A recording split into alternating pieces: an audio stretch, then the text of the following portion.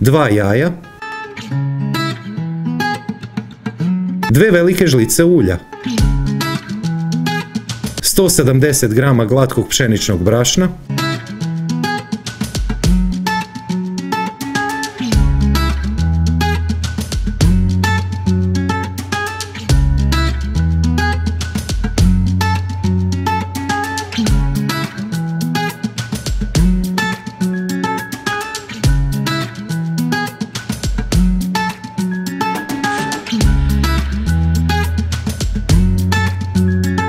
promjere 50 cm,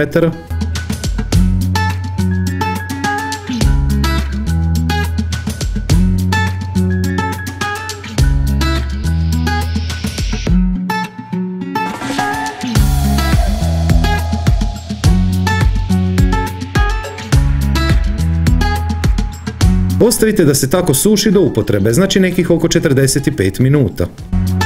Poriluk,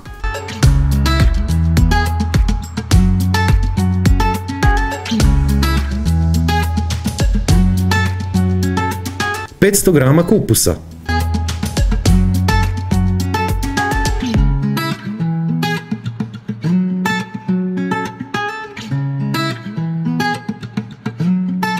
...500 g šparoga, tamo gdje pukne zadržite vrh, a drugi deblji dio stavite u lonac.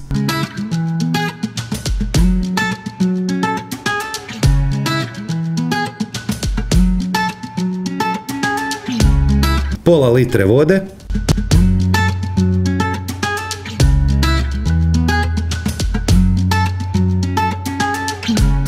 kuhati 10 minuta.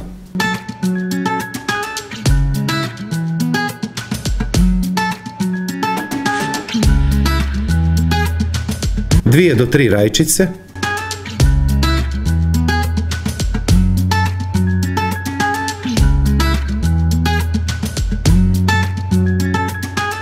kuhati 10 minuta,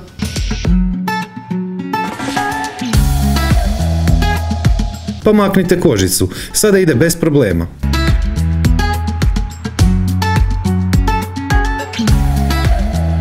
Opcija ako imate, dodajte pola male žličice sušenog bosiljka, 10 g šećera, papar,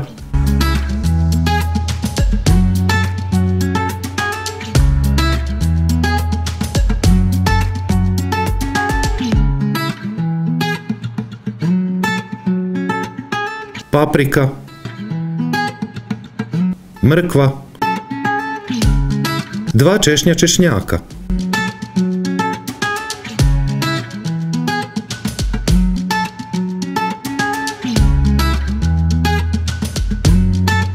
dobro, baš dobro zagrijte tavu, pa onda dodajte ulje.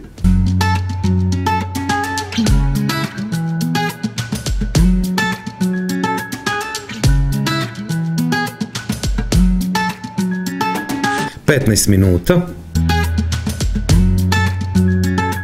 2 decilitra vode, nastavite kuhati oko 10 minuta, to jest dok se tekućina ne reducira u potpunosti.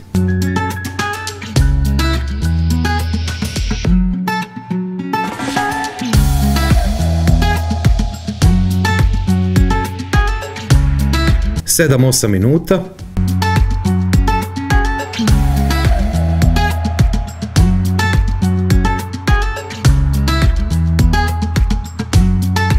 opet oko 7 do 8 minuta,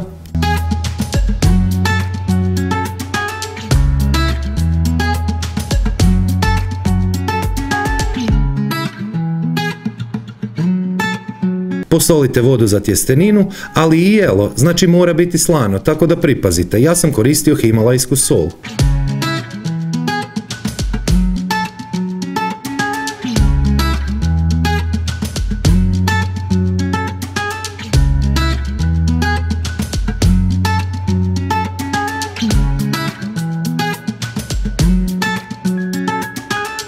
Oboje sada kuhajte 5 minuta uz povremeno miješanje.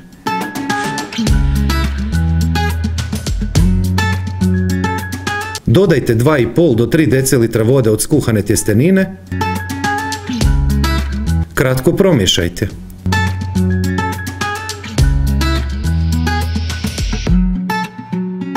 Dobro umiješati tjesteninu s povrćem nekoliko minuta.